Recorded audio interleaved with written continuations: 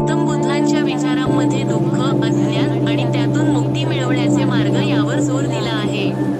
त्यांचे विचार आजही लोकांना प्रेरणा देतात आणि जीवनात शांती, आनंद आणि सकारात्मकता शोधायला मदत करतात. गौतम बुद्धांचे काही महत्त्वाचे विचार. 1. दुःख आणि त्यावरील उपाय.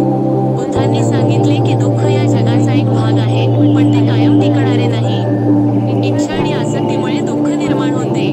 त्यावर मात करण्यासाठी अष्टमार्ग, मध्यम मार्ग सांगितला आहे, ज्यामध्ये चांगले विचार, चांगले आचरण आणि चांगली जीवनशैली यांचा समावेश आहे. 2. अज्ञान आणि ज्ञान. अज्ञानी माणूस हा नेहमी संशयी असतो आणि त्याचे विचार नकारात्मक असतात. ज्ञानामुळे माणूस सत्य आणि अहिंसेच्या मार्गावर चालतो. बुद्धांनी ज्ञानाला महत्त्व दिले आणि अज्ञानाचा त्याग करायला शिकवले.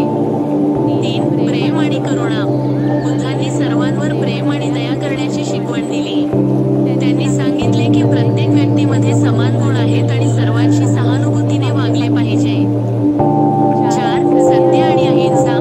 बुद्धांनी नेहमी सत्य आणि अहिंसेच्या मार्गावर चालण्याचा उपदेश केला.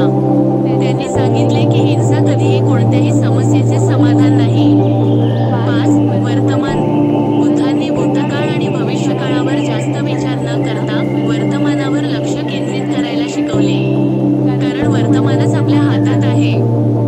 6. ध्येय. बुद्धांनी सांगितले की प्रत्येकाने आपले ध्येय निश्चित करावे आणि ते साध्य करण्यासाठी कठोर परिश्रम करावे. 7. क्षमा.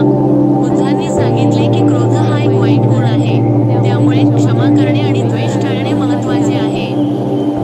आणि 8. सहनशीलता. बुद्धांनी सहनशीलतेचे महत्त्व सांगितले. कोणत्याही परिस्थितीत शांत आणि स्थिर राहणे आवश्यक आहे.